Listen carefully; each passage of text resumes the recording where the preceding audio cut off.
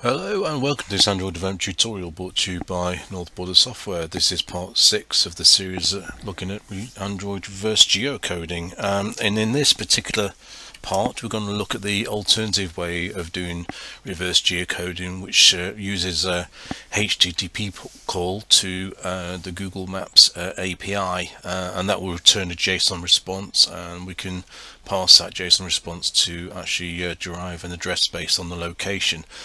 So I say it's an alternative method. In this particular tutorial I'm using it as a fallback if the actual geocoder in the device fails. The only thing to bear in mind is that this method does need internet access, but it's a perfectly good way of doing reverse geocoding if you don't want to rely on the geocoder itself. So I think to get a better understanding of what we're actually trying to achieve, it's probably just worth looking at the Google Maps API. So I've actually just prepared some URLs here. We'll just zoom in and have a little look at these. It's pretty much a standard format. What we're going to be doing is actually putting in the location on our device at this point here, so we'll just do some substitutions there. So I'll actually use this one in the example. We will be able to use the emulator for this particular testing exercise, so I will use this one because we're going to be using it all along, so it makes sense to actually test it for real. I'm just going to copy this URL and just place it into a browser. And you see this is the JSON response which you get back. If you remember from the work we did on JSON arrays in a tutorial quite some time ago now, or if you're familiar with these, a JSON array is all the elements within square brackets, and JSON objects are elements within the curly brackets. So what you'll see is actually returned an object called results. Within that results object, there's actually another JSON array. So the JSON array then has objects within that, and it's called address components. So you can see here for this particular location we've got the effectively the street number, the street name of this location in London, and you can see all these JS components are sitting here. So we can actually parse this particular array. We could get the long name for the street, the short, the postcode. We could just concatenate it all together in a string as we did before. You'll notice though there's actually this JSON object here. This is the formatted address, and quite honest, to make life easy, let's just make a call to that particular object so we don't have to access each of these components and manually tie them together using some string concatenation. So that's a real bonus for us here. So it goes on then to give some information about the particular location, and then you'll see there's actually another array of address components here. So obviously reverse geocoding can return more than one address, and this is going on to get a second location here. There's one other thing I want to point out with respect to this for this output here. So let's just go right to the bottom, and you'll see there's a status there. Okay, this status OK, we're going to be using that as well. That's part of what we want to call, just to make sure the response is OK. I think what we'll do, I'm just going to put in another couple of responses here. This one has an invalid longitude and latitude, so let's just see what that actually outputs to us. And you can see the status here is actually changed to invalid request, so we're actually looking for that status OK. Okay, and just one more. There is a potential situation where we don't have any address received, so we're going to actually look for that as well. So I've picked a latitude and longitude of 00 here, which is right in the middle of the Atlantic Ocean. So let's just put that in there. and you can see that that's returned status 0 results. So there's a few scenarios we need to take care of there. So we're quite interested in that formatted address object and the status object within that array. So when we get around to actually doing the coding, that's what we'll actually look for. Okay, so we're finished with that for the moment. So let's get on with some coding. All I'm going to do in this tutorial is actually build a framework ready for the HTTP call and the JSON parsing in the final part. So there's just a few things we need to do. First of all, obviously, within Android manifest, we need to put some extra permissions. This is for the internet access, so let's get that permission in place.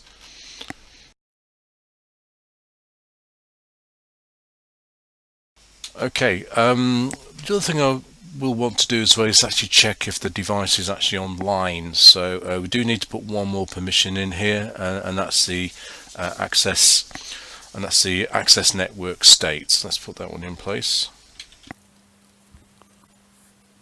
Alright, so access network state. Okay, so we're actually finished now with the manifest file. So I want to do all the work in the fetch address internet service. We've created a new thread there, so it's actually a good place to actually do the HTTP call. We don't want to really do that in the main activity. We've got this extra thread running, which is designed to run in the background anyway, so we're just going to extend this particular class to put all the code in. So what I want to do for the user is define another success result, which tells us that we've actually obtained the address from the Google Maps API. So we're just going to put another constant in here.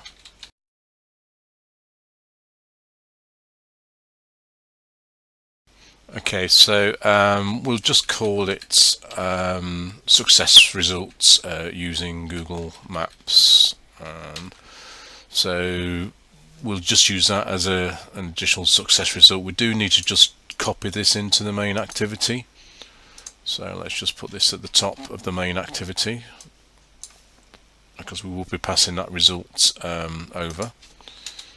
Okay, so we might as well just complete the work on the main activity, because there's actually very little to do. So just want to put some code to identify that particular success result and display a message. So if we go down to this point here, we just want to put another else statement in there, and it'll be just a similar toast really to I'm just going to display a different message. So we'll say result code. That'll be a success result using Google Maps, and we'll put just a different toast in there. So just copy this one, and we'll just change the message a little bit using Google Maps API, and this will be result code here. Okay, so that's actually all we need to do for the main activity. We're just going to pass that different success results. So we just when you actually come to test, you'll know if the address has been found using Geocoder or the Google Maps API. So it's just a little useful feature there. Okay, so in terms of the fetch internet access service, at this point I just want to define some control code. What I'm trying to do is just see if there's a geocoder first, and if the geocoder is successful. If there's no geocoder and the geocoder's failed, then only then want to execute the code for the lookup using the API. So I just want to define just a few more objects, and these are pretty much just Boolean flags.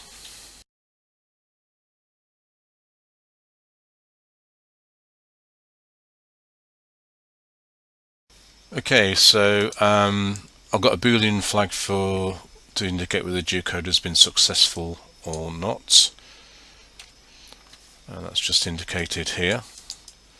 I've got another Boolean flag here to indicate that we've found an address or not, and this string response here is for the it's for the response from the HTTP call. So it will be that JSON response. We'll actually pass that back in the form of a string, and that string will then be passed to a JSON object for parsing. So that's why that's there. Okay, so really all I want to do is set these indicators to false first of all. So just on here we can say geocode successful equals false, and we want address found equal to false. Good, so that's all we need to set with respect to those. So I just want to put some control code around this block here. So this is really just code relevant to the actual geocoder itself, and what I want to do is just put a little control statement in here. So just after the list here, we'll say if we can say geocoder present. We'll just execute that then, and we'll enclose that there just around that particular point there. So let's just format that code so you can see. Now we'll only actually address this block of code if the geocoder is present. So just have a closer look at that. Okay, geocoder is present, very useful method there to call upon. Okay, so just a couple of control flags we need to change in there, because sometimes you'll find that the geocoder is present but it does fail. You've seen it with, maybe seen it when you're testing, that sometimes it indicates that the service is not available. All we want to do is just ensure at this particular point that the geocoder is set to geocoder successful is set to true.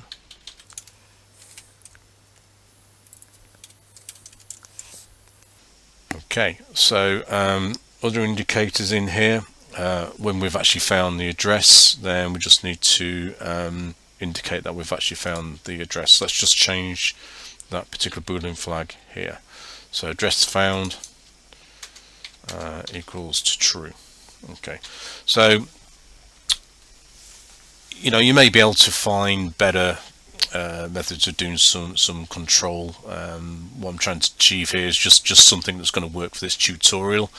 You've got to bear in mind the context of the focus I want for this tutorial is actually to pass on the code for how the geocoder works, and also how the call to Google API works as well. So I'm less concerned about the control in here, but it's fit for this particular tutorial. So you need to adapt that suitable for your own particular applications. So alright, so what I need to do here is just put another control statement in, and this will be mainly what we're going to finish off in the next tutorial. So it'll be a double bracket, and I'm going to say if geocoder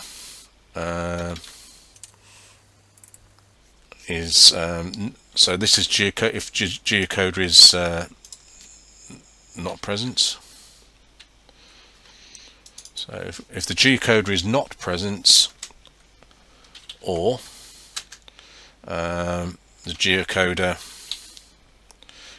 is not been successful, and I want to do a check to see if the device is online. So if we say is online,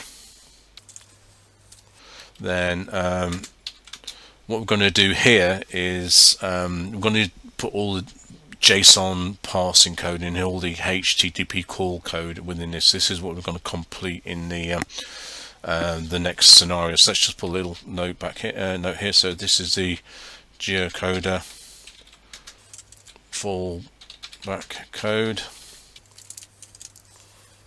and it'll be API call to it'll be an API call to Google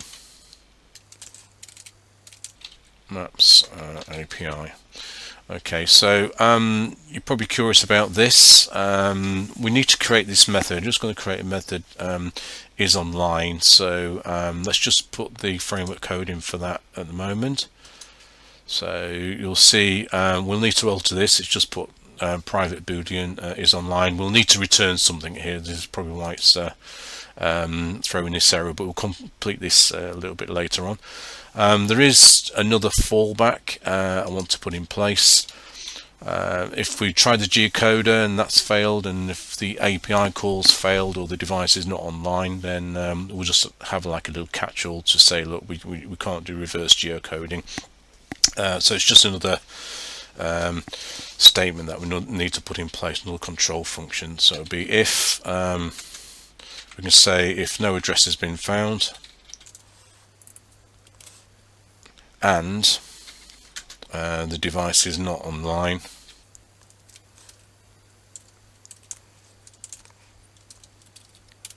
then we might as well just finish this little catch-all actually. So we can say something like error message. We can say something like geocoder failed and no internet access.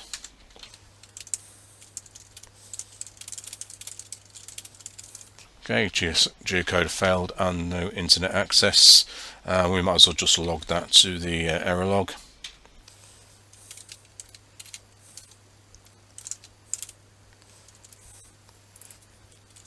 Just being consistent with everything else we've done, and we'll deliver result to receiver, failed result, and that particular error message. So just inform the user that we failed all options really. So deliver results to receiver, and it'll be failure results.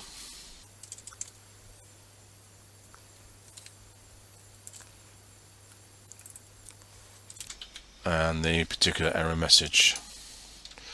Okay, so that catch-all is actually finished. What I want to do is just focus on the final part of this tutorial. Let's just put a check in to ensure the device is online. So this is something you can do. You know, in other tutorials, it's a useful thing to do if you're doing internet type work, just to check that the device is online. So we can actually do that with the connectivity manager. So I'm going to call the connectivity manager class and just make an object of that.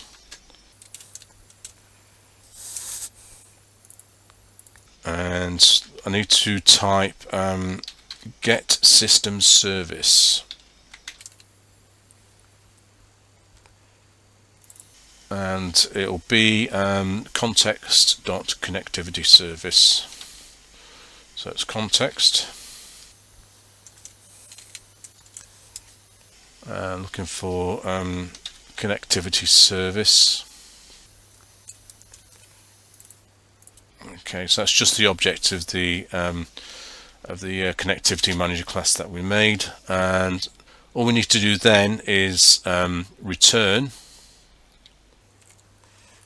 We want to just return true for two scenarios. We want to make sure that we've actually got an active network and that the active network is connected or connecting. So we can say cm get active network info. We've got to make sure that that is not equal to null, i.e. there is an active network, and that the network is connected or connecting. So get network activity information is connected or connecting. So looks like a long piece of code there, but essentially is online will be set to true if we do have an active network, and that the network is connected or connecting. So it's just those two scenarios. Any of those fail, then is online will return false. So in terms of framework, that's all in place. So all we want to do is check, in the next tutorial we'll need to fill in the code to do the HTTP call and the parsing of the JSON array. So what I'll do, I'll leave this particular tutorial here for now, and we'll catch you in the part 7, which will be the final part where we can actually test the full project. Okay, bye for now. Don't forget to like, share and subscribe if you find this tutorial useful. All the project files and source code are available for download on my website. Thank you.